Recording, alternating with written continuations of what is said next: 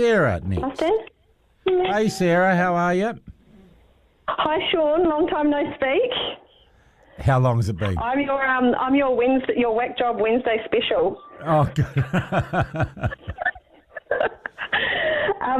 It's nice to have you back, actually. I haven't tuned in for a while, but I thought I would just maybe put a little bit of context around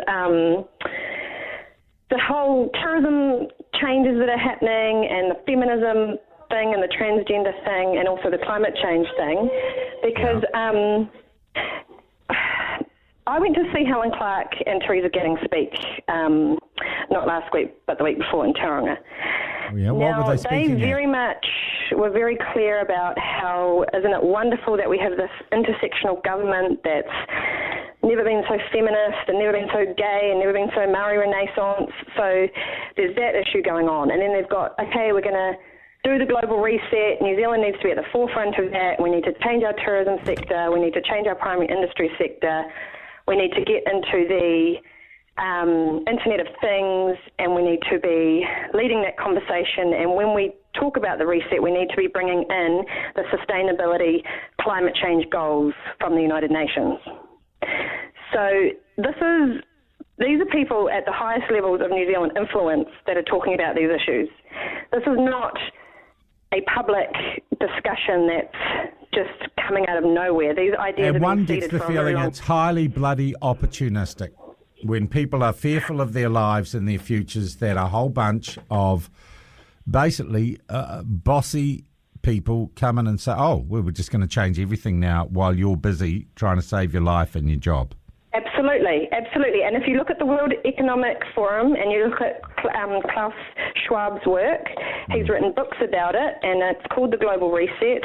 And this has been on the books for a long time, and when you've got a population that's basically got post-traumatic stress disorder because of this whole lockdown thing and the fear of going into another lockdown and, like you say, the fear of survival, people will acquiesce, and it's going to be a lot easier to get through these policies that are coming from ultimately overseas organisations. And Helen Clark and Teresa Gatting both said we need to look overseas. We need to also concern ourselves with others. We shouldn't be focusing on the national on our national problems, and I think that's an issue, especially when you're going through a global... Where were they speaking, Sarah? Where were they speaking?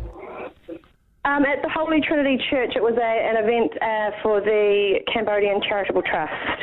And I drove down from Auckland. It was like a stormy night, and I really wanted to go and see what these globalists have to say straight from the horse's mouth. And just to tie it in with Trump, this is why I am a Trump supporter, because he is standing up for the national rights of individual countries. Well, he's about to become the ex-president of the United States, so he doesn't... Yeah, well, we'll see about that.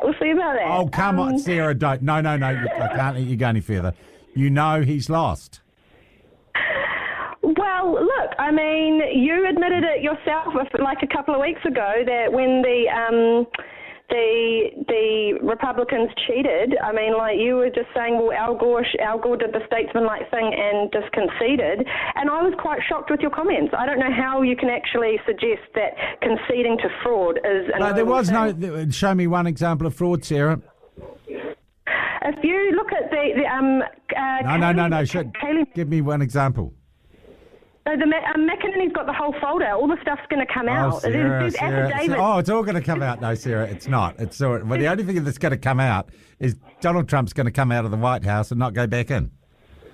Well, you were asking people to ring up and talk about it. So what's happening is that the affidavits are being released, and there has been problems with the voter computer system.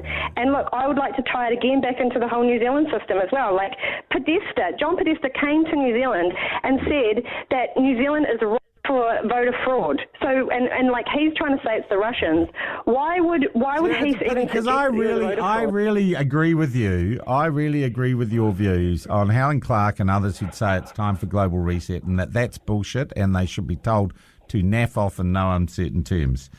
Well, I'm glad we can come to some agreement on something, Sean. There's actually probably a lot more that we would agree on over time. And if we had like a couple of hours, I'm sure there'd be, lots we would agree on. I'd be able to convince you of how your wrong positions need to change. Sarah, lovely talking to you. Yeah, Thank you for that. You can give it a good go.